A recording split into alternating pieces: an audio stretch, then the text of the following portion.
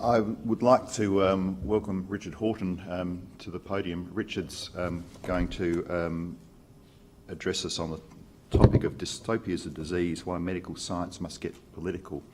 So there's a fair bit of scope in that topic to work with. For those who don't know Richard, Richard's the editor-in-chief of a small medical journal called the Lancet. He's based in London, and he has interests in particular in the areas of sort of global health and medical contributions to wider culture. In his bio, he's indicated that he's now working on the idea of planetary health and health of human civilisations and ecosystems. So perhaps as we get older, we become less focused on our own niche and start to look at the big picture, and I think that's what Richard's doing. I am reliably told that Richard is a good speaker, and I look forward to you addressing this topic and your other contributions to this meeting. Thanks, Richard. Thank you very much.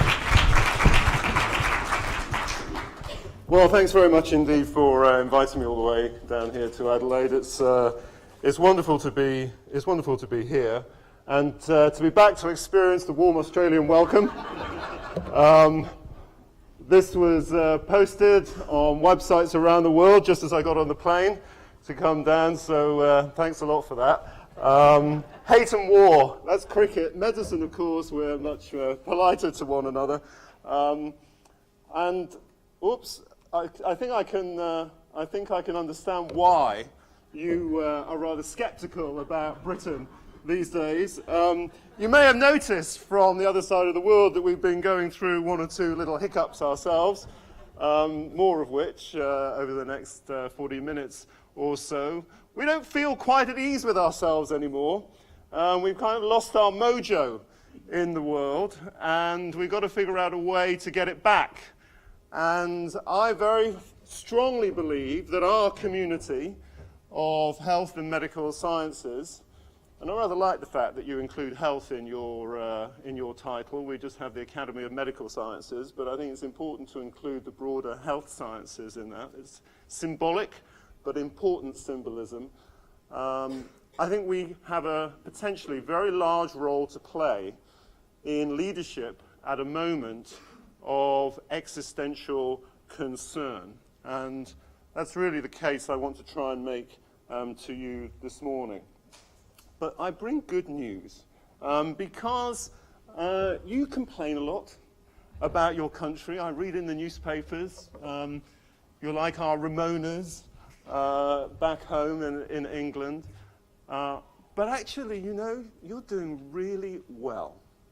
This is an index that we published earlier this year of the quality of personal care that's provided in 180 plus countries in the world. It's calculated by looking at outcome rates across a range of medical and surgical conditions. And all of those outcomes are summed up into a simple index called the Healthcare Access and Quality Index. It's basically a measure of your health system's performance. So when we look at the league table of countries, look there, where are you? Where are you? Look where you are. Look, isn't that good? 1, 2, 3, 4, 5, 6th. You're 6th in the world in terms of the quality of the care that your country's health system, or the multiple health systems in your country, provide to Australia's citizens. Now, if you look at that list, it's a long list, so I only took the top part of it. I'm afraid to say that my wonderful country isn't there. We come way, way down. I don't know, 20th, 30th, something like that. And America's even further down. But you are doing well. So something about Australia, despite what Ian says, and I absolutely, I'm sure he's right in some of the challenges that Australia faces, but based upon the available outcome data, you should be very proud of what your health system is delivering to its people. But what I want to do is to talk about the relationship between medicine and health and our civilization. Now, I'm sure, I hope, this was widely reported in the Australian news back in July this year. This was exciting news about the origins of Australian civilization. It was research that was led by a team at the University of Queensland. And you can see, I don't know all the geographic details here, but this is in the Arnhem Land Escarpments, apparently, in the northern part of Australia. And what was discovered there was evidence that put the beginnings of Australia's civilization 20,000 years earlier than anybody had previously thought. About 65,000 years ago, where the mass exodus of people from Africa had coursed across Asia and had landed in the north of Australia around that time, 65,000 years ago. And remarkable what the discoveries were, because in the caves and the stone that was being sifted through was evidence of tools, and even what the authors of the Nature paper describe as crayons, writing implements, to be able to draw and, in some sense, pictorially describe the environment in which they lived. So Australian civilization is long and great. But how long can it survive is the question I want to ask. Now, of course, we as doctors, we're taught to think about the individual. And here's Peter Singer asking a question that he asked when he talks about his philosophy of what he describes as effective altruism, where he asks us to consider what is the value of a human life. And in a sense, every doctor is inculcated with that question. Every medical scientist who's working on any disease or health predicament has that question in the forefront of their mind. When I was trained as a doctor, it was all about the history and the physical examination of the patient sitting in front of you. But I want us to see if we can widen our scope a little bit further. And I take my warrant for widening my scope a little bit further, again, back to Australia. And a man who actually was brought up and graduated in medicine in this city, in Adelaide, worked at ANU for many years, and that is Tony McMichael. Now, many of you will have known Tony McMichael, worked with Tony McMichael, and he is truly one of the greats in the history of medicine. He saw a generation before anybody else the trajectory that the health and welfare of our global populations were facing. And what he did was he wrote the very first treatise on the relationship between health and climate. It's actually broader than climate. It's really health and climate in the context of the ecological crisis that many parts of the world are currently facing. Sadly, Tony died in 2014, but incredibly, he left a manuscript, and his colleagues constituted this manuscript into a book that was published earlier this year. And I want to take one quote from the book, which is emblematic of Tony's concerns, and it is this, where he writes about the great undercurrents that shaped the fates of civilizations, their cultures, ideologies, and power structures. What Tony is doing there as a population epidemiologist is to think more broadly about the meaning of his science for wider human cultures. And that's what I would like to reflect on today and see what our contribution to that challenge from Tony is. This is, in a sense, the hypothesis that I want to put to you. Herman Daly is an American ecological economist, and he devised this theory of human history.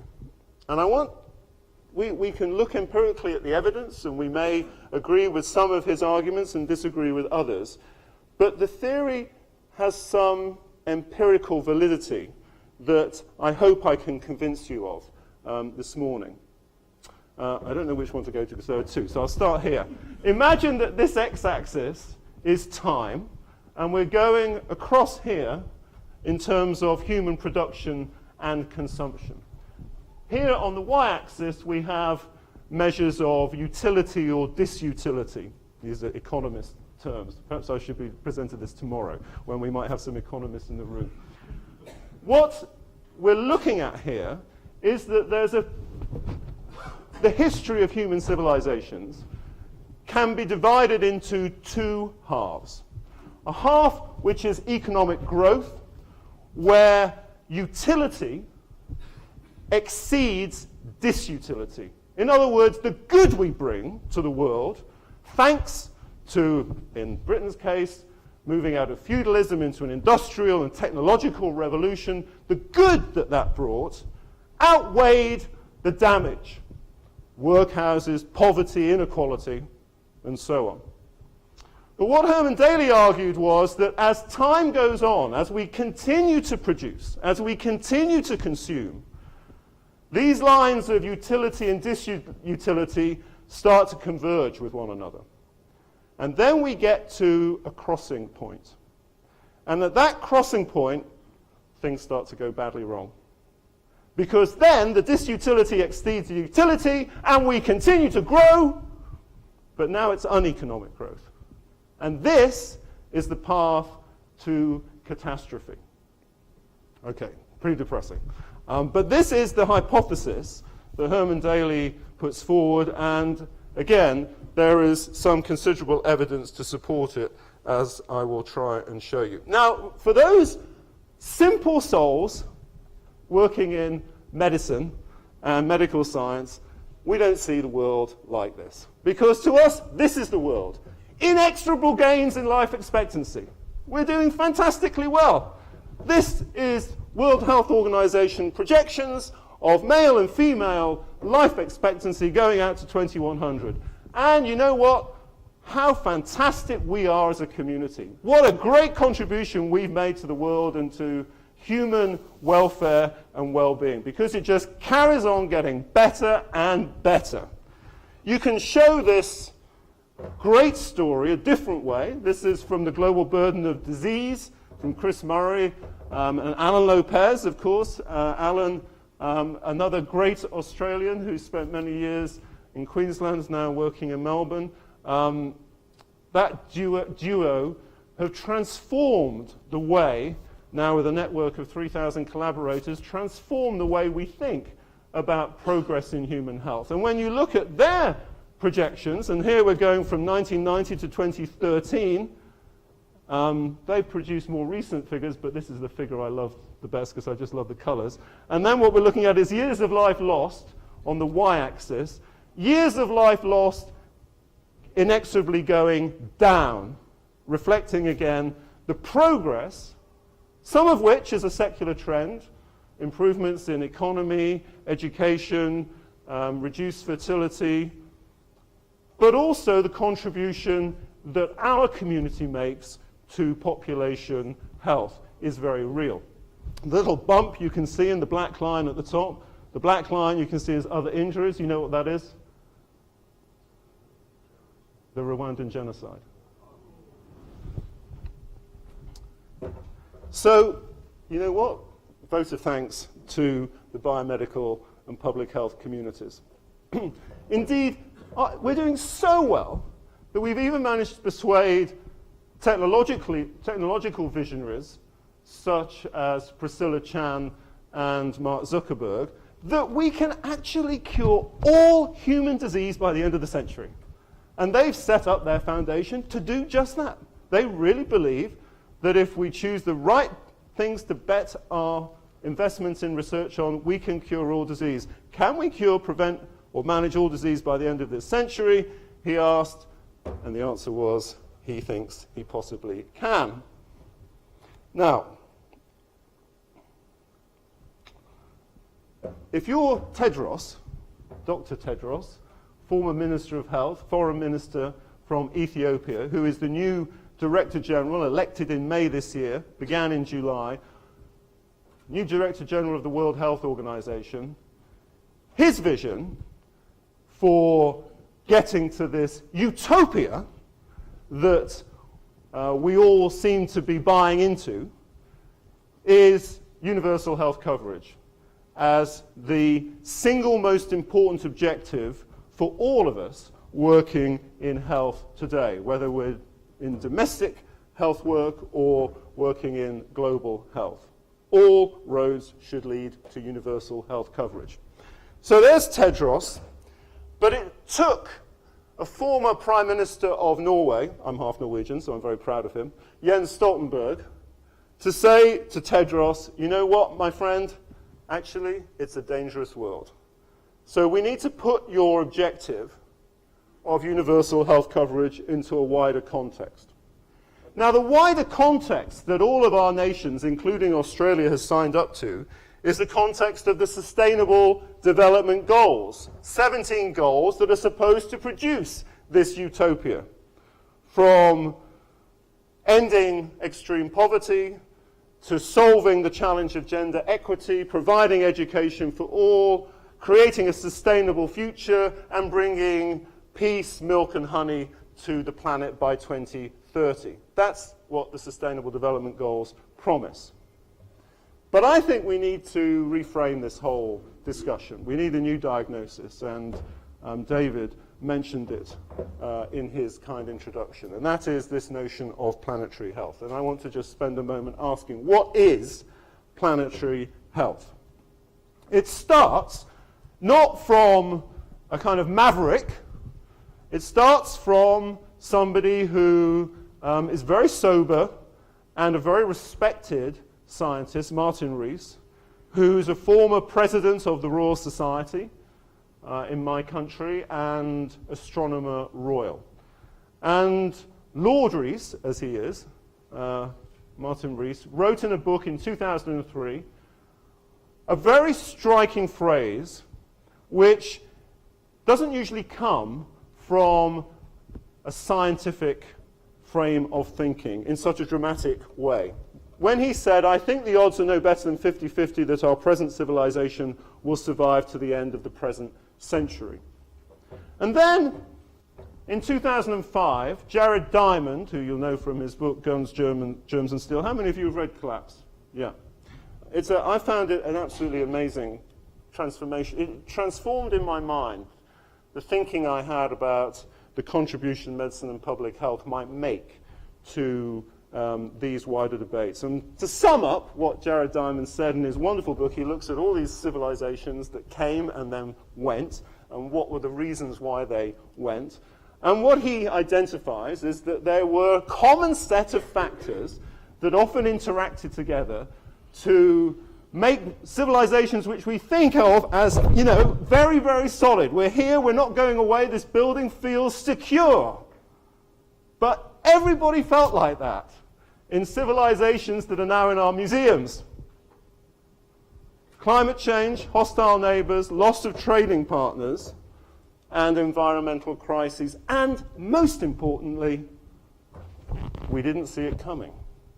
We didn't see it coming, or maybe we did, but we weren't able to adapt to the prevailing crisis that was on the horizon. For whatever reasons, And then a third important force in shaping our thinking around this idea of planetary health was the work of Johan Rockström from the Stockholm Resilience Center and his idea of planetary boundaries. The idea that we live in the center of this circle, that our species exists in what he called a safe operating space. But we're surrounded by a series of boundaries that if we cross a line defined around that safe operating space, we can't come back. We can't turn time back. That will be an irreversible step towards uneconomic growth and catastrophe. He identified these boundaries, climate change not surprisingly, but other ones as well, whether it's ozone depletion, pollution, ocean acidification, freshwater land use changes, and the integrity of the biosphere.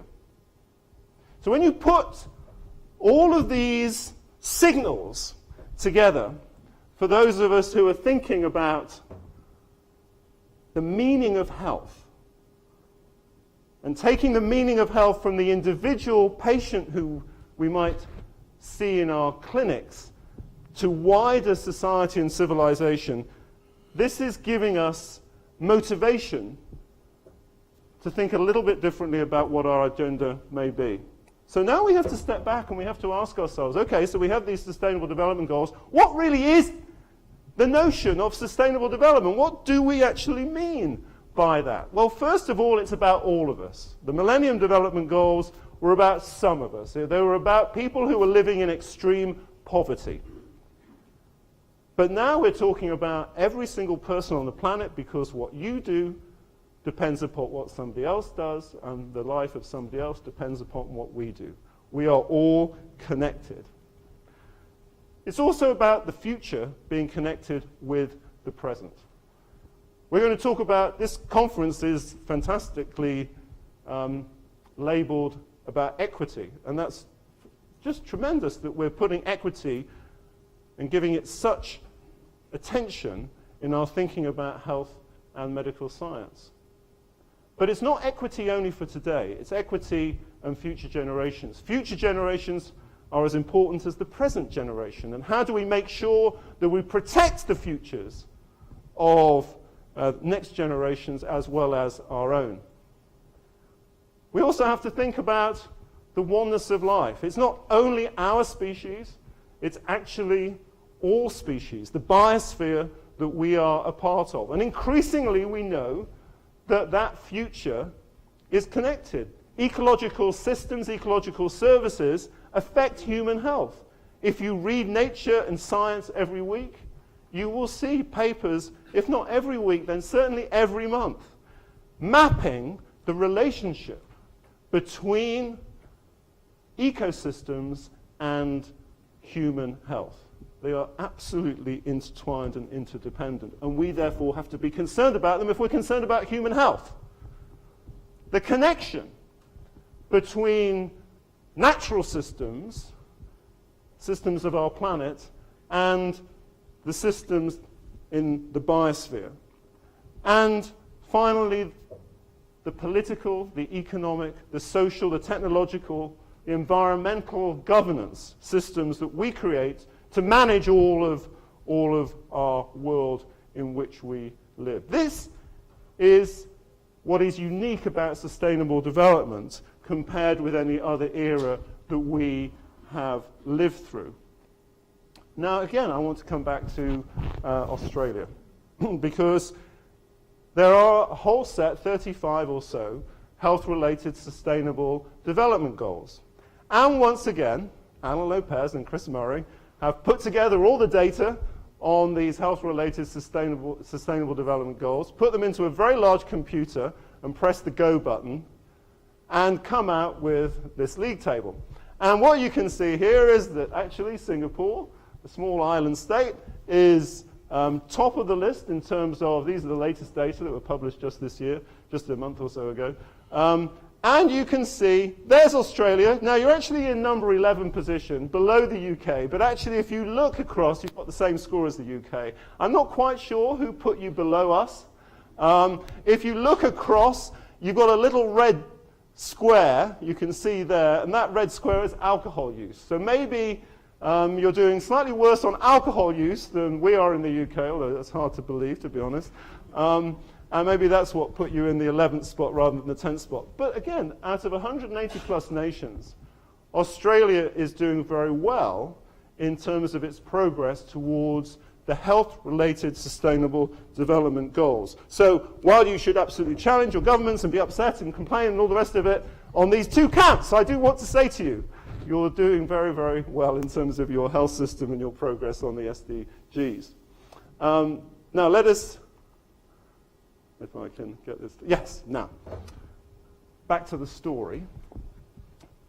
So several years ago, we were thinking about Martin Rees's tossing a coin, whether we're going to survive or not by the end of the century, and we were thinking about Johann Rockstrom's planetary boundaries, and we were trying to say, okay, is public health fit for purpose to address these challenges?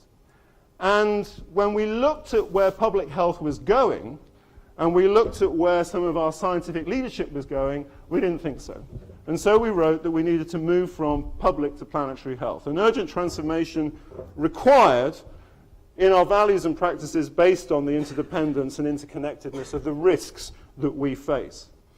The Rockefeller Foundation very kindly gave us a lump of money to investigate this idea of planetary health. Andy Haynes, who'd worked for many years actually with Tony McMichael, chaired this commission.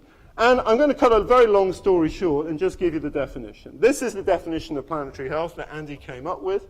Put simply, planetary health is the health of human civilizations and the state of the natural systems on which they depend. And this is not an agenda for ecologists. This is not an agenda for conservationists. This is not an agenda for those concerned with biodiversity. This is our agenda too. If we are concerned with human health and human well-being, this is our agenda. And that's why we published 30,000 words on it in the Lancet. Now, there were 3 challenges that this commission set out. The first challenge was, we've got to rethink the meaning of what we term prosperity. We define our future, our governments define our future in terms of economic growth, Herman Daly again, GDP growth. But what really is the idea of prosperity? What does prosperity mean to you and I? It's not just the paycheck you get at the end of the month. Prosperity is about your family, it's about your friends, it's about the environment in which you live, the coffee you get in the morning, the pleasures you have in the evenings and at weekends. A whole set of different things define your meaning of prosperity.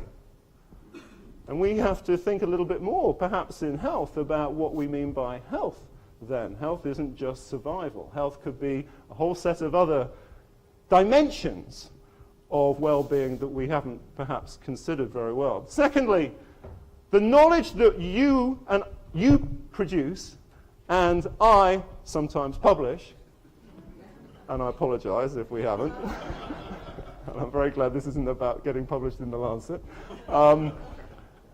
That knowledge, what are we really doing it for? My country has the Research Excellence Framework. I don't know what you have in its place, which is all about, they say it's not about getting published in high-impact journals, and they say it's not about numbers of publications, and it's not about grant money, but of course we know really it is all about that, because you talk to the people on the panels, and they don't read all the papers that are really submitted. They do use surrogates, and those are the surrogates they use. But let's really think about the context of the knowledge we're producing in that wider remit of the predicaments facing humanity. And then also, you know what? Is it really about publishing papers on websites or in print journals? Is that really what it's about? Or do we have some responsibility to do something about what it is we're creating, the knowledge we're creating? Producing it on its own, fine, and we leave it to others to act on it? I don't feel that's quite right, and I'm sure that you don't feel comfortable with that either. Now, this idea of planetary health has really taken off. The very first professor of planetary health was actually appointed in Australia, at the University of Sydney. Tony Capon came from Malaysia, where he was working at the UN University in Kuala Lumpur. And so you're the first. Thank you for endorsing the idea, even if you didn't know you had. The Planetary Health Alliance, got all these blank faces when I'm saying this. But anyway, Tony's doing great work there. And I'm coming back to Sydney in December because we're having a conference on planetary health. The Planetary Health Alliance, led by Sam Myers at the Harvard School of Public Health at the moment, but I hope it's going to be one day the Harvard School of Planetary Health, has been created. We are seeing symposia dedicated to planetary health. We're seeing presentations given talking about the importance of interdisciplinary science on planetary health. Yes, come on. And Rockefeller Foundation, bless them, are continuing to invest in this idea, and that was us earlier in the year meeting in New York to talk about next steps in the great movement that we're creating to transform the future of our planet. Now, the Lancet and any journal, we can try to make a small contribution, and this is our small contribution to this. First of all, and this is where I want to pose this as a question, I will do it later too, to your academy. What is the response that the academy can make to this agenda? Let me just explain what our response has been, and then maybe in the discussion we can reflect on what the academy's response might be. We started off in 2009 with a commission led by researchers at University College London on climate change. And their conclusion was climate change represents the biggest threat to health in the 21st century. And then we did another commission in 2015 by the same people, larger group, and they concluded that exactly the opposite, actually, that climate change was the biggest opportunity for health in the 21st century. And actually, more people were excited by that than the first one, because a positive message is much better than a negative message. Very motivating, that was.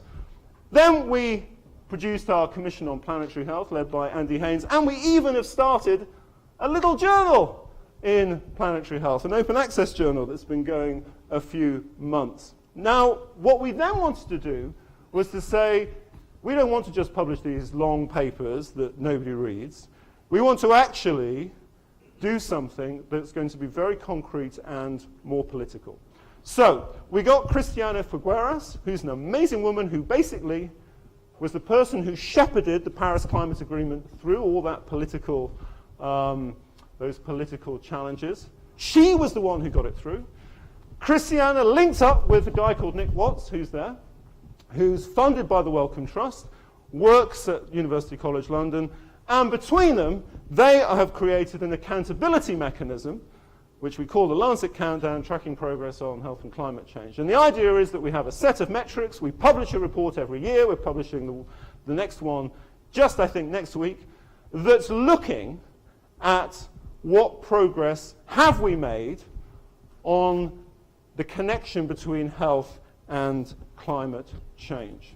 So we're trying to use the tools of medical and public health science. We're trying to build connections with institutions like the Wellcome Trust and universities like UCL, creating this little network that can then hold policymakers and politicians accountable for their promises and commitments on climate change. In a way, what we're trying to do is to create like a non-governmental organization, an NGO that can use science as the foundation for creating a political instrument. And I do wonder whether our academies might also have a role in that. But remember Stoltenberg? We live in a dangerous world. So what's the wider context here? We are going through what I think we might agree is an epochal reevaluation of the future of our world. Now, my wife works at King's College, and Borough Market is opposite where she works. And this was the van that drove into Borough Market, and sadly many people killed and injured around there. We've seen 5 terrorist attacks take place in the United Kingdom in just 2017. We've seen Europe, I'm afraid, targeted on many occasions just in the last few years. And the head of MI5 just this week, as I was coming down here, in an unbelievably frank disclosure, talked about, his word was intense, the intense pressure of the threat facing many Western nations currently from international terrorism. At the same time, we have stunning global leadership. To really meet the moment when you need it. Every morning, I mean, I do Twitter, maybe you do, and I wish I didn't, but I do look at these tweets every day because it's hard not to. And sometimes you cry, and sometimes you laugh, and sometimes you can't believe it, but it is what it is. And he is the most powerful man in the free world. We also have people leading government departments who are literally anti-science. The movement of anti-science, who would have believed it? I mean, I've been at the Lancet 20 years or so. It's very hard to believe this growth of anti-science that we see in countries that were supposed to be the birth of the Enlightenment. And we also see this incredible handover of power. President Trump seems perfectly happy to give a free pass to China to be the leader of the world. And so it's not surprising that yesterday at the 19th CPC Congress in Beijing, it's not surprising that in President Xi's 65-page, 3-hour speech, he said that his objective was to be the leading nation in the world by 2050. And President Trump's quite happy with that, because it's about making America great again, and not thinking about the wider role of America in the world. And President Xi is very, he's not hiding anything. You see these newspaper articles, I've seen him in the Australian in the last 24 hours, complaining about President Xi and how awful he is and how he's a totalitarian. He's not made any, this is not a secret. He's been totally open about increasing China's soft power and more, as we'll see. I can't complain too much because my poor little country is in fears. And I did smile when Ian talked about 53% of the members of the Academy voted. And I thought, yes, so, it's like saying, well, we are implementing the will of the people on 53% of the votes of the Academy. Yeah, the will of the people, the will of the people. Be careful about the will of the people here, okay? Because on 52% of the will of the people, we're making what is one of the most disastrous decisions that we've made in a long time. And we are taking back control as we, too, look inwards. Europe's not too much better. Michel Houellebecq, who is a controversial but nevertheless insightful French writer, put it like this when he wrote in his recent book, Submission, about Europe passing through a phase of putrid decomposition. Again, not being clear about what its vision for its role in the world is. And we're now seeing leadership in the most surprising of places. I'm not a Catholic, but you know what? I rather love this Pope in many ways, not 100%. We're doing a commission on sexual reproductive health and rights, and we're not going to write many nice things about the Catholic Church in that commission, but on climate change, he's pretty amazing. In his first encyclical, which, how many of you read it? Anybody read his first encyclical? Go and buy a copy. It's short, and it's a fantastic read, because what he does is he encapsulates in this encyclical the threat that we face. The earth herself, burdened and laid waste, is among the most abandoned and maltreated of our poor, Pope Francis writes. And indeed, so motivated have we been by him that, in fact, the Lancet is forming a commission with the Vatican. Can you believe? I can't quite believe that we're doing it either, actually, but we are. It's gone through the Vatican approval process, because they have one, and we've launched, and if you read the Lancet, you'll have seen the comment, we've launched the Lancet Vatican Commission on we wanted to call it the sanctity of life, but after Charlie Gard, they weren't too keen on that. So it's called the value of life. And just to complement that, sorry, I'm digressing here, but Richard Smith, and many of you will know Richard Smith, great guy, he was former editor of the BMJ. We're complementing a commission on the value of life with a commission on the value of death. And Richard's leading that for us, because we don't talk about death enough. And death happens to all of us, so we should celebrate it and embrace it rather than fear it. Anyway, back to the story. Don't be overtaken by all these techno-optimists. And we have a tendency in medicine to be techno-optimists. And I want to be optimistic, but I don't want to be so optimistic that I miss the challenge that we face. You will often see people talk about how the world is a better and safer place. That is not true. The world is actually getting to be a less safe place. This is a global peace index, 2008 to 2017. This came out in the summer. And things were going along pretty well until 2008. And then with the increase in terrorist attacks just escalating, we saw that there was less peace in the world. And for about a decade, we are seeing that position bobble along that line. And it says here that we're about 2% less peaceful today than we were in 2008. When you look at nuclear weapons, it's certainly true that the United States and Russia have decreased their stockpiles of nuclear weapons, but you need to look at the y-axis and see the numbers, because the numbers are still massive. And then you can see how other countries have come along and to some extent fill the gap. And that's why it was so important that ICANN won the Peace Prize. And ICANN was born in? Yes! See, I'm trying to make the links with Australia here. There's a lot to admire. ICANN was born in Melbourne in, I think, 2007. It's fantastic that they won the Peace Prize. And you can see how important it is that they did win the Peace Prize. Here's my favorite country, China. I go to China more than I go to America now, actually. So I'm not criticizing China. China's got a lot to offer. And China, 10 years ago, China was not in the top 10 of countries submitting papers to the Lancet. Now it's number 3 after the US and the UK. There is a quality issue. But the volume is massive, and the quality is getting better.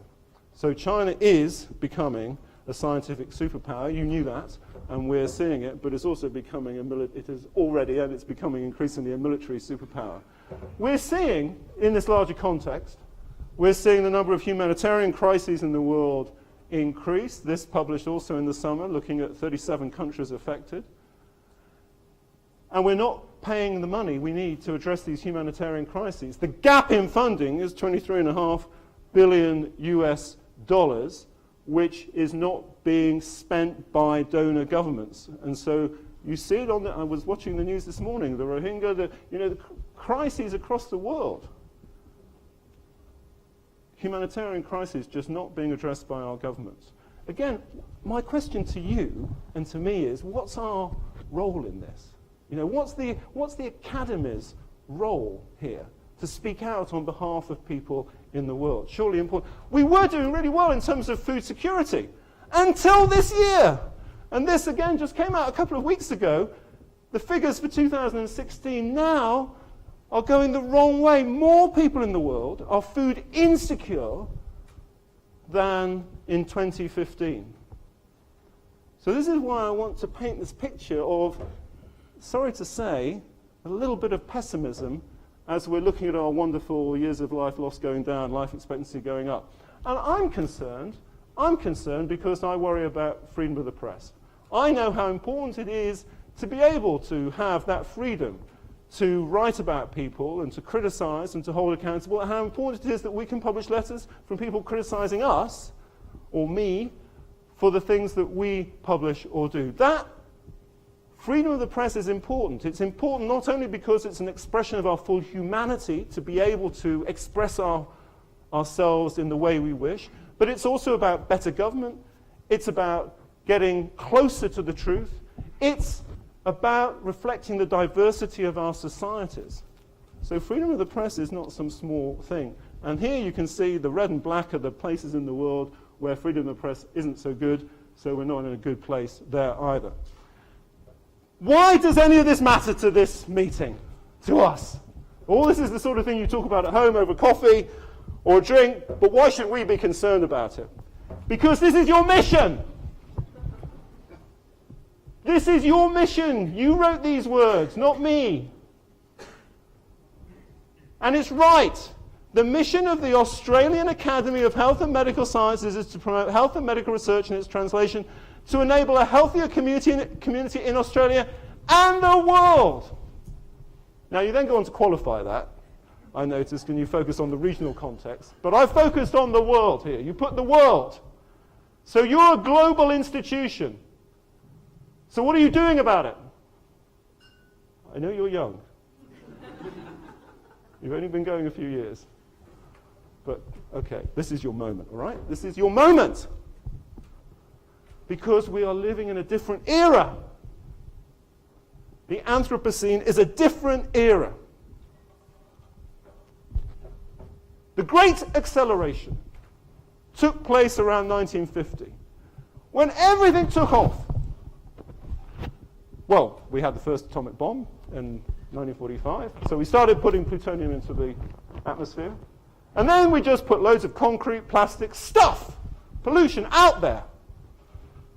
And this period since 1950, this is what's defining our time. And the people who are experts on geology are probably going to put that moment in the human history where we move from the Holocene to the Anthropocene around the time of 1945-50 when the first atomic bomb was indeed exploded in Alamogordo.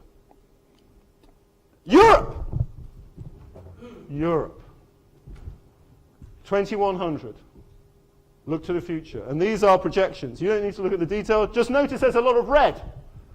And what the red means that by the end of 2100, if we increase the temperature of the planet by 1.5, 2 degrees, 350 million more people are going to be exposed to extreme heat stress with 150,000 or so deaths. Now, my friend Chris Murray will say 150,000 deaths, you know, it's a rounding error. But actually, that's still 150,000 deaths. It's a lot of deaths. Closer to you, these are the glaciers in the high mountains of Asia. This is work that was published just a few weeks ago in Science. And these glaciers are responsible for providing water to millions of people.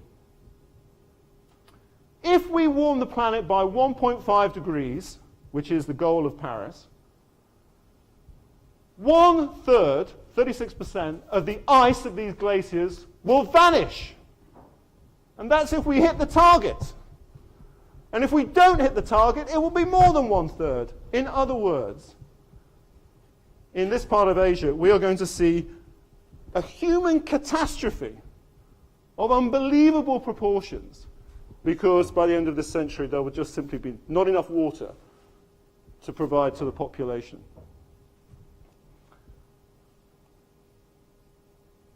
Oh, gosh, jumped, sorry. This region of the world, this kind of littoral zone, coastal zone, is really threatened. Because not only will we see glaciers melting, but we'll see sea levels rising. Climate refugee, you think the boat people who you spent years getting exercise about here, with John Howard onwards, I think that's been a problem. The projection is, again, if we stick to Paris, by 2100, there'll be 1 billion climate refugees on this planet. When I look at my government and the way that it's unable to deal with issues of migration and the xenophobia that we're seeing now across Europe, the rise of right-wing political parties in Germany, Austria, and elsewhere, because of this issue of migration, migration isn't going away. Migration isn't a policy that isn't an issue that you can devise a policy for. Migration is a fact of human life, and it is going to be an increasingly important fact. We're beginning to understand the contribution of the environment to traditional issues like child mortality. Environmental damage causes about 1/3 of under 5 child deaths in the world.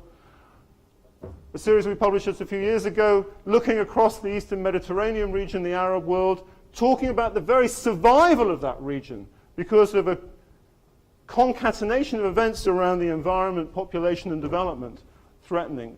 We're publishing this tomorrow morning. I shouldn't be showing it now because it's under embargo, but there's no cameras, so it's fine.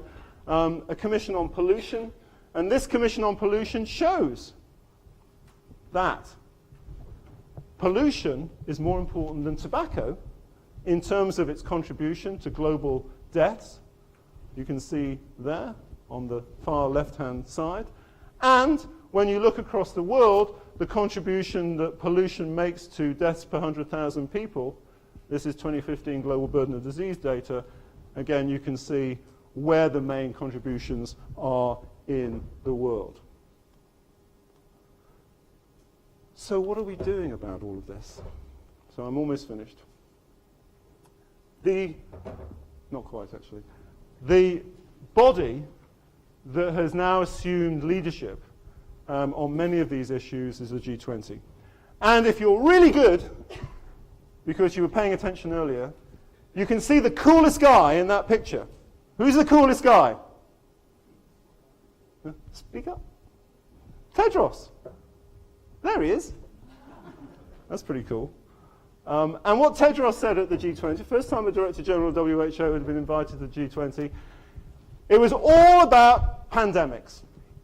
The only thing that scares our political leaders is the idea of half the population dying from flu or Ebola.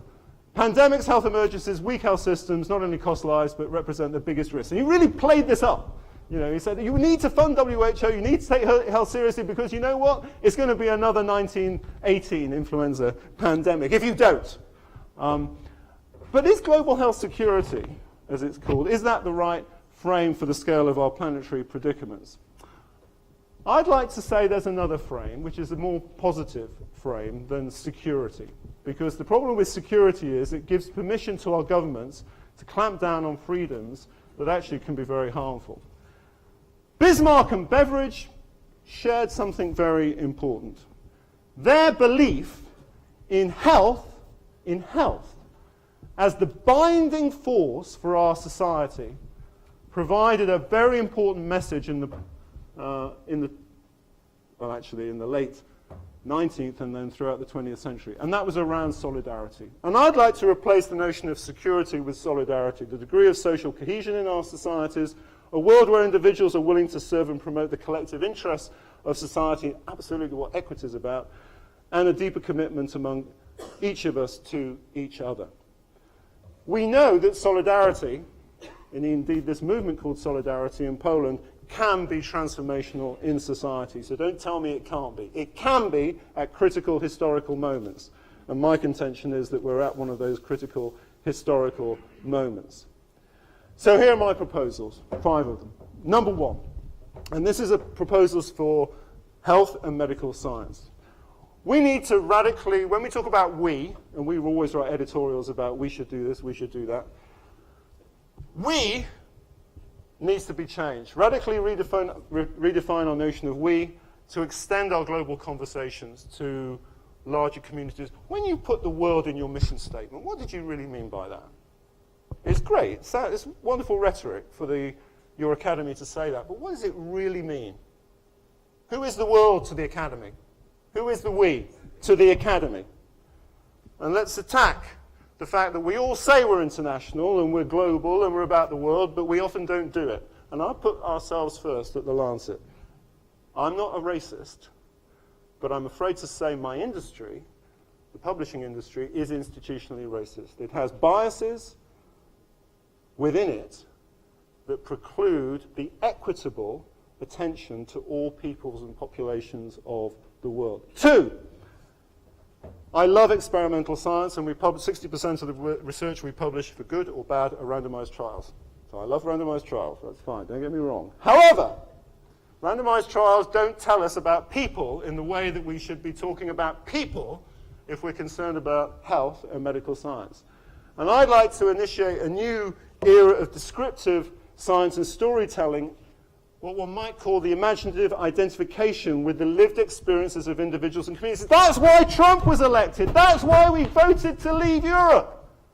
Because people like me are part of the liberal elite that did not imaginatively identify with people who felt they'd been left behind, marginalized, and excluded.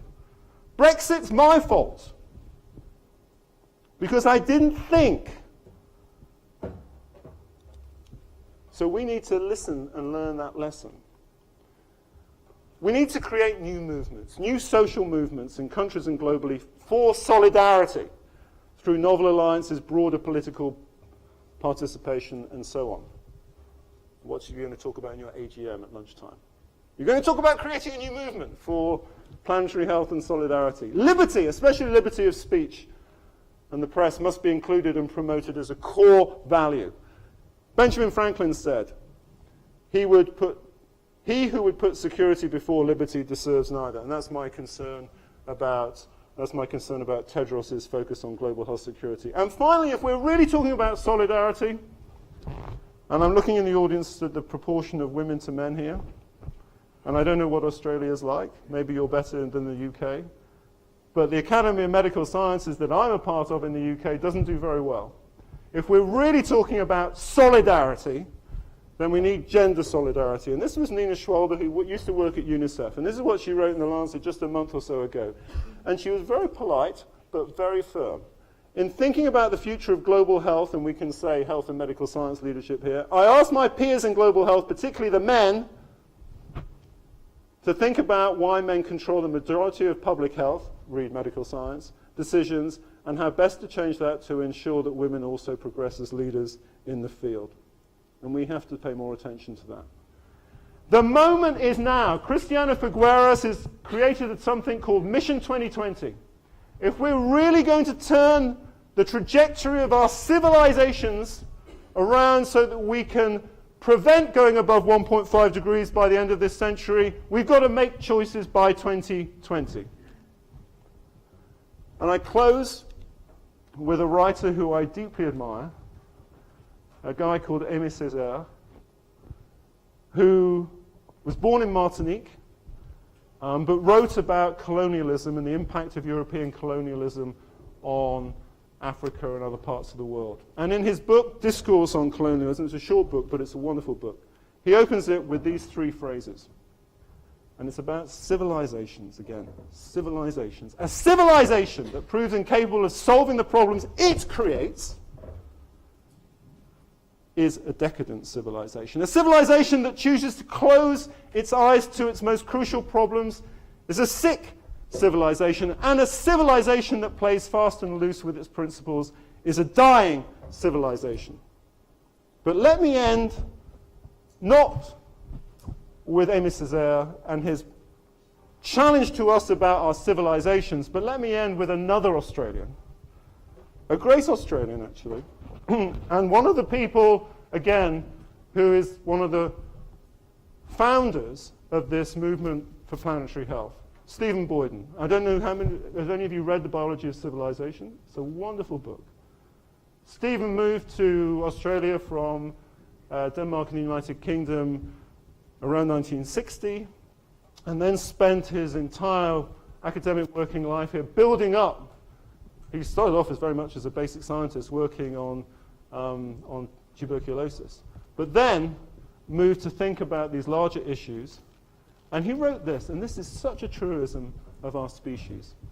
While the main threats to humankind today are the consequence of the human aptitude for culture, our only hope for overcoming them lies in this aptitude.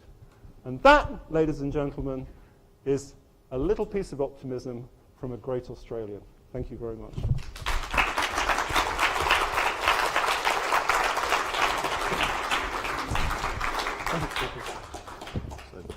Thanks, Richard. I think we asked you to make us think, and I think you've achieved that, and in fact exceeded expectations on that, and thank you very much. We do have some time for questions. I'm assuming Richard will take questions. He was told that was part of the deal. Sure. Louise. Sure. Thank you so Hello. much, Richard. My name is Paul. As you were talking, I was reflecting as someone who works in I'm a paediatrician from the University of Sydney, the place that does have the first professor of planetary health. I work in the area of obesity and prediabetes and have got very focused on population health aspects of that. I can't help but think that those types of non-communicable diseases are also chronic versions, emerging aspects of this planetary health crisis. Absolutely. Not the acute issue, but if you think about changing things like use of motorised transport, changing food, changes in the way that we live our lives. But I'm not sure that we've necessarily made that as strong a link about that sort of toxic environment. And I was wondering if you could reflect on that issue a little bit more, because when we talk about like infectious disease pandemics and Yeah. pollution, but I actually think there's this whole other area of NCD-related environmental catastrophe that's happening. 70%. 70% of deaths are now because of non-communicable diseases. Yes, I know. I Right. read the Lancet too, and I work in the area. So why are we not spending our time talking about NCDs as being so important? This week, just yesterday, in Montevideo in Uruguay, Tedros was there with the president of Uruguay talking about the direction of travel for the so far stalled movement on non-communicable diseases. 2011, there was a political declaration on NCDs, a fantastic moment. And we really thought we were going to be able to put NCDs on the political map for global health. And since then, it's been a complete failure to do so. We've not been able to get any financing. We've not got any political traction. We haven't built a civil society movement like the AIDS community built. It's a stigmatized, they're often So stigmatizing diseases. Why is this? Why have we not done this? It's really interesting to me. And in fact, somebody who's giving the closing talk in Montevideo on Friday, Sandy Kishore, wrote to me when I was here yesterday, sloping around Adelaide from bookshop to bookshop, and said, "What do I say on Friday? Because everybody's, nothing's happening here." And there is a real problem with this, actually. Sanya Nishtar is now co-chairing with the president of Uruguay a new commission on NCDs, and I hope that we can motivate her to be quite radical in her thinking. But so far, we've not been. I fully agree with you. Okay, so I think Ian's got the microphone, then we'll... I have to ask you this. Health is a service industry. It started as a service industry, and it still is one. It's a major part of the global economy, let's face it. In this country, we spend 10% of GDP on health, but we're not spending it on the things you're talking about. We're spending on it in order to sell something to the community, which is a solution to a problem. Yeah. And we're spending more and more on that with less and less returns for what we're putting into it. How do you actually change the culture of an industry that spends 10% of GDP? Governments don't like you changing something that significant unless the change produces an equal amount of employment for someone else. Well, if I come back to the health services and their contribution, for example, to sustainability, this is a real, we live in a make, use, dispose culture. And when I was laying out the three challenges, you saw the circle there, perhaps, and the circle is how do we go from a make, use, dispose culture to a reuse, recycle culture, a circular economy. And the health service can make a big contribution to that. In the United Kingdom, we have an NHS sustainability unit that is trying to move the NHS from one place to this sustainable place. So I think actually our industry can be a leader in this. The person who leads that in the UK is a guy called David Pension. And David has spent the last decade trying to do exactly what you're saying. Now, then I would say that I think that we, you and I, and the Academy, our academies, do have a very important part to play in political leadership. Now, I know it's not easy, and it's challenging, but I saw Victor Zhao, who's the president of the National Academy of Medicine, what used to be the Institute of Medicine in the US. Victor, it's been hard for him, and he didn't do it initially because he didn't feel he could, but he's now coming out, tweeting and saying very publicly, defending the Affordable Care Act and the need to stabilize it and to support it and not destroy it. That's in the health service area, but I think we have leadership roles. If you look, doctors and scientists are some of the most trusted members of our society, not like journalists or politicians. I don't know which one I am. We have a certain amount of political capital. We mustn't waste it. We must use it wisely and responsibly. But there are moments where we can use it. There is within the Academy of Medical Sciences, in its new strategy, they do put global health, these international issues, as an important area. They do have somebody who represents, I can't remember exactly what they call it, but it's like a foreign secretary to the Academy who does spend attention on this. We do have, we co-sponsor it, an international health lecture with the Academy. So, you know, they're trying to build this space where they can have a platform for a public voice in these issues. And maybe this is maybe in the fullness of time, not this year or next, but maybe in the next few years, that's something your academy could consider as well. Because, and my point is, why I had all these Australia references in, is you are speaking from a position of respect and success. And that's important. Question, Janet. Hi, Right. John Caldor from the Kirby Institute at the University of New South Wales. Thanks, Richard. The challenge you put forward to us about using the voices of science and medical science is obviously, it's very important to think in that direction, but isn't one of the issues that you've highlighted is that the leadership of the world, or the people who make the decisions in the world, aren't actually influenced by what we think of as science.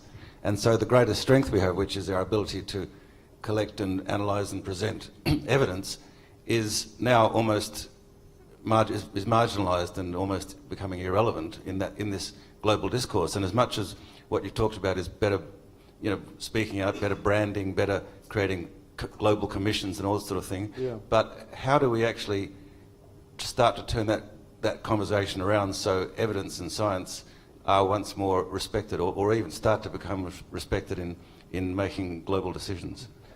Christiana Figueras has a great metaphor, and she describes it like this. Imagine you've got 194 nations on a motorway, and they're all driving down the motorway.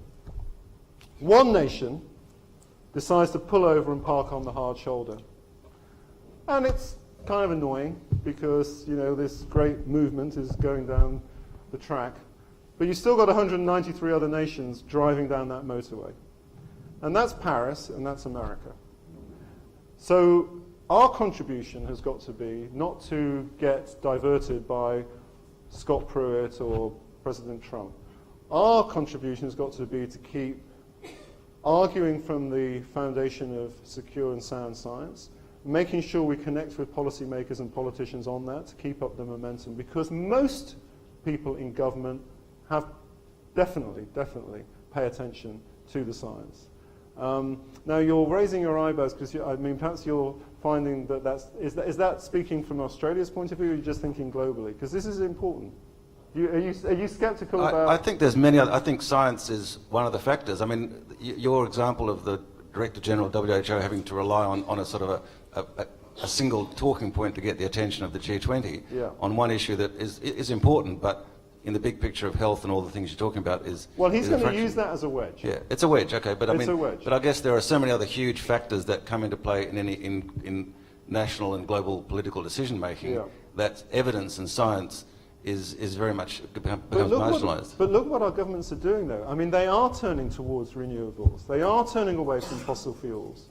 Maybe they're using gas as an intermediate, but they are moving in that direction. Why are they moving in that direction? Because slowly, maybe after initial resistance, they have understood that the science is reliable on which they need to make those decisions. So I'm actually quite optimistic that the science will get through, but that does not mean we can be complacent. We still have to make the case. You're shaking your head. You don't agree? Go on. This is a good discussion. This morning there's an article in the Australian, the editorial page, which actually argues against any effect of human habitation on the barrier reef. I mean, these are the things, and quoted Bjorn Lomborg. So I think what we need is a counter article to that. This is the problem in the conservative press. So which the Australian is. That's the problem. Right. Is that the one that's owned by Rupert Murdoch? Yeah. So I mean that's the. So then, what does the scientific community do to that when you read an article like that? That somebody needs to call up the Australian and says, "Will you publish an 800-word rebuttal on the op-ed page?" And we're not always good at doing that. I mean, you know, I've had a few painful experiences at the Lancet. One of my most painful experiences, of course, was the whole MMR debacle. Now, when you look back at how the UK responded to that,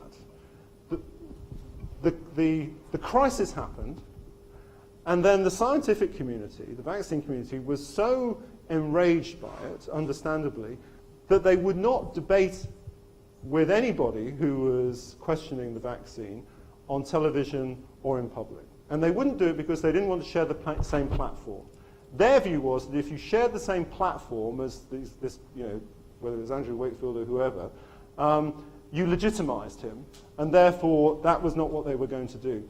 Unfortunately, what that did was it created a martyr. It allowed him to then occupy center stage, use up all the oxygen, and win over journalists who wanted to give him the attention that they gave him. And then there was no counter-argument to propose.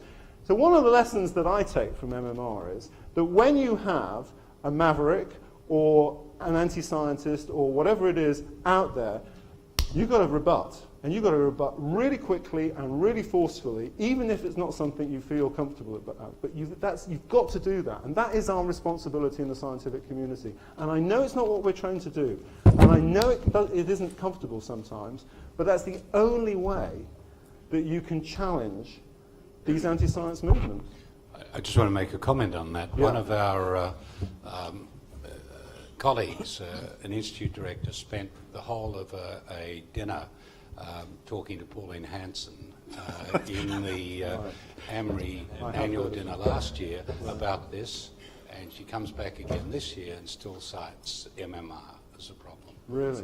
So you probably don't know who Pauline Hanson is. I've heard of her, You yeah. heard of her. I think everybody's heard of Pauline Hanson, actually. Yeah, okay. You're one of your famous exports. We'll change the topic away from our famous export. Hugh Taylor from the University of Melbourne. I was going to follow up on the comment about the non-communicable diseases, but part of it also relates to this conversation, I guess, on Murdoch Press and climate. But some of the NCD might have dropped off because of Ebola and stuff like that, but a lot of it, to my mind, seems to be from the very clever and diverse opposition from the supranational companies.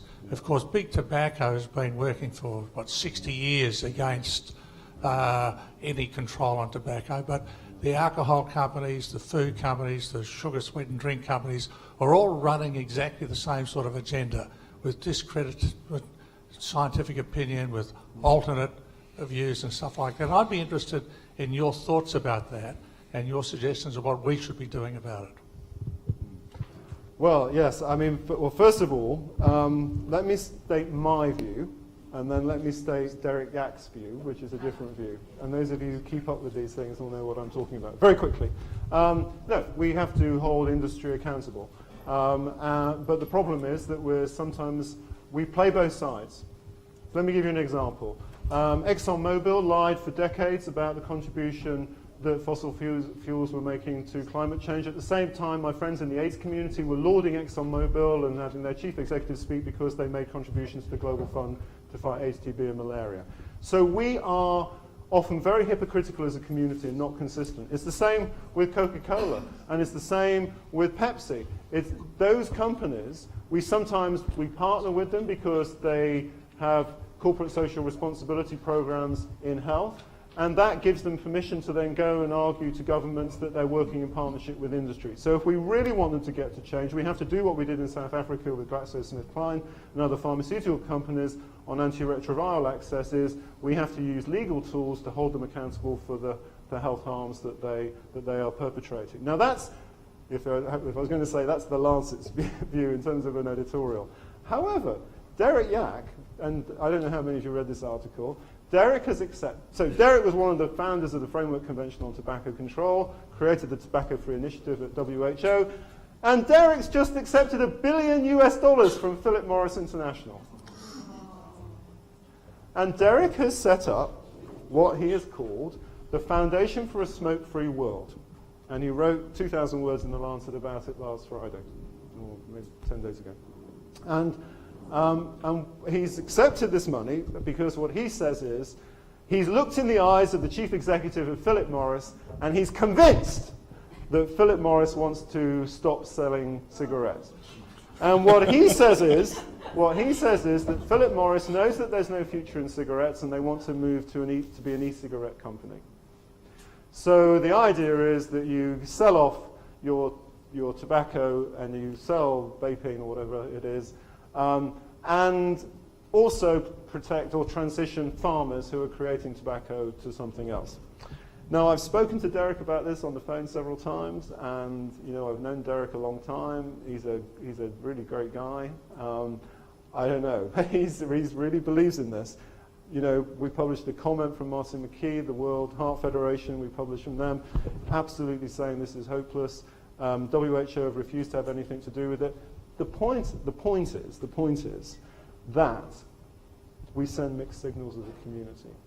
When you have somebody who's led the Framework Convention, partnering with Philip Morris to set up this foundation, the signal it sends to governments is, well, the health community is, because what Philip Morris will do is go to any government that's trying to put plain packaging and say, well, you've got the guy who created the Framework Convention accepting $1 billion from Philip Morris because they're trying to improve human health. So we're not consistent as a community. And that lack of consistency is our downfall. And this is where I think, again, academics can play an important role as providing an authoritative voice. Anyway, I'm giving too long answers. No, we've just got a couple more questions. We might just actually just crib into morning tea time, and I'll make some adjustments. So, Dieter. Dieter Udmacher, QT. You're talking about the consequences, right? But my question is related to education in our children, which will be in the governments in the future. Yeah. So I lived for many years in Freiburg, the most environmental city in Germany. I still have 4 different bins in my house where I collect aluminum and so on, right? Yeah. And when I give this emotional talk you want to do now in the public to tell a story to my children, to my teenage sons, which they live with us, they call me Professor Nerd. Right? So my question to you is, which I agree with all of this, but don't we need to start earlier? Yeah. To educate these future leaders, which based on science then makes these decisions. Absolutely. Maybe because of time you haven't spoken about it. Can you say a few words about No, well, such an argument? I 100% agree with you. If we wait till people are at university or they're young doctors and medical scientists, it's not too late, but it is a challenge. I have a 16, almost 17-year-old daughter. I remember when she was at school, one of the first drawings she brought back was actually of not one of the first drawings, I'm exaggerating, but one of the drawings she did bring back from school was of a cigarette, with all these little arrows from it describing what all the harmful things were from it. She must have been about 8 or 9 when she did that. So schools can be immensely powerful. Her school gets all caught up in debates around human rights and so on. So they can be very powerful shapers of minds. I totally agree with you. And we don't think enough about going into schools. I would say, though, another great Australian, or 2 great Australians, George Patton and Susan Sawyer, who I love to death, they single-handedly, with their teams in Melbourne and around the world, have really sort of created this movement for adolescent health. And I've been involved in women's and children's health for a decade now or so. And 5 years ago, people weren't talking about adolescent health in the same way as they are now. And it's George and Susan who've really built this movement. And the beauty of adolescent health is exactly what you're saying. It is partnering with young people. They're not people who you tell things to. They're people who you make partnerships with in order to shape the future. So I hear exactly what you say, and I think the growth of this new movement around adolescent health is actually a very optimistic sign that we can achieve what you're suggesting. We're taking young people seriously for often the first time, and that's a fantastic change. Okay, so Anushka. Hello. Hi, Anushka Patel from the George Institute for Global Health. Richard, I just want to take you back to one of the last points you made. You blamed yourself for Brexit.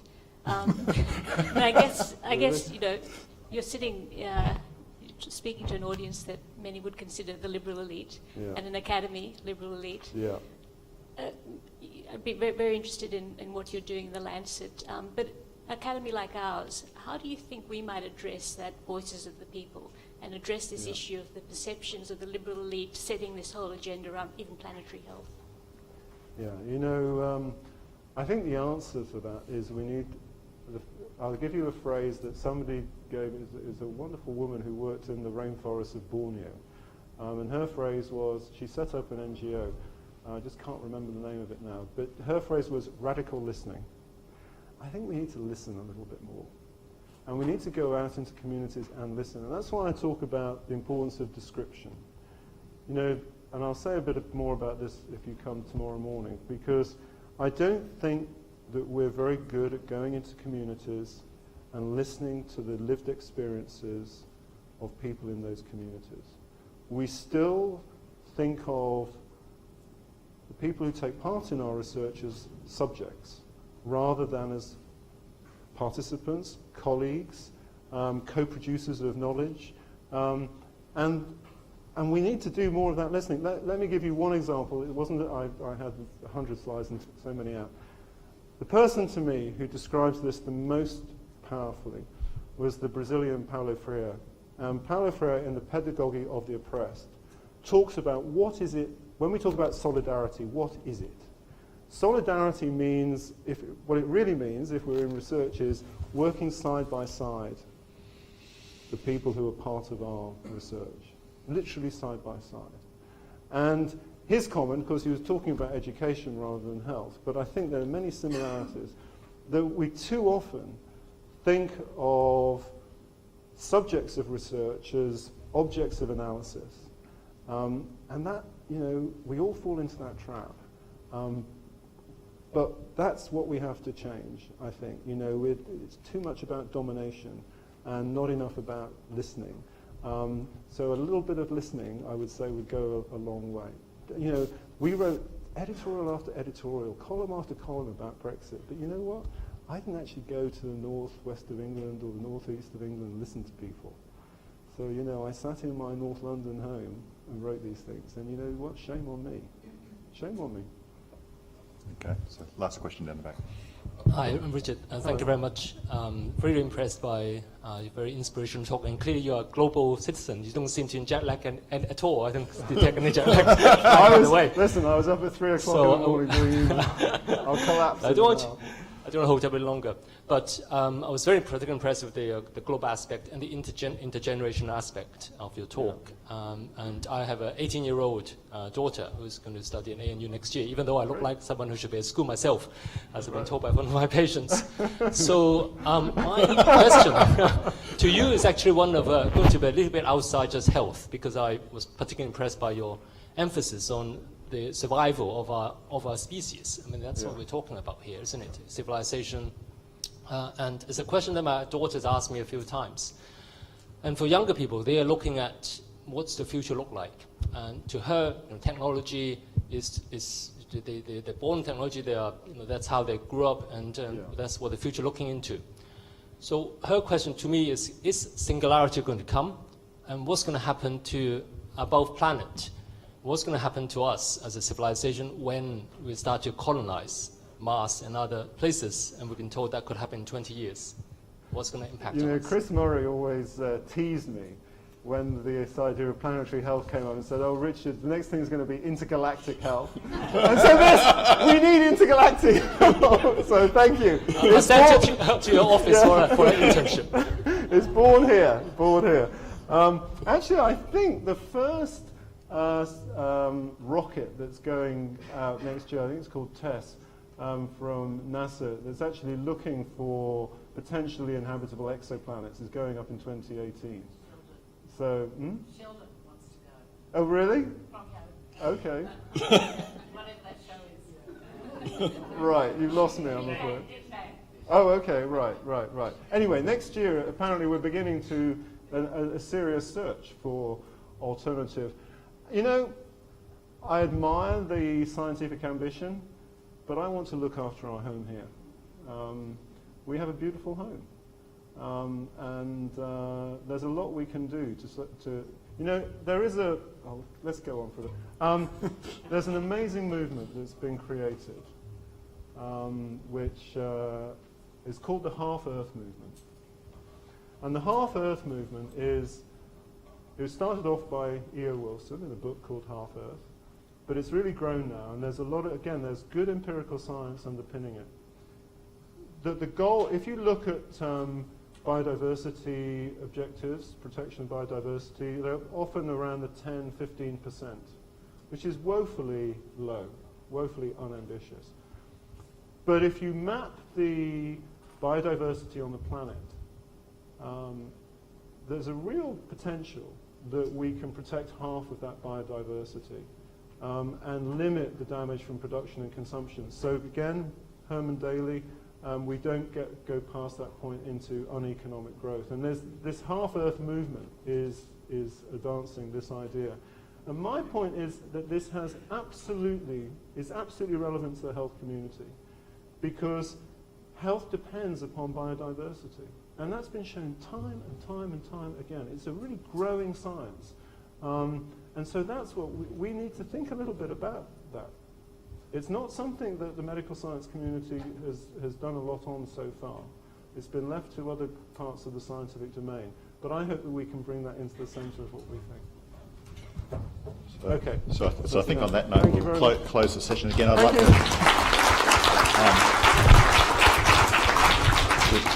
just like to thank Richard again for really helping us to think perhaps outside the box, which was what we were hoping this would do. So thank you. We'll break for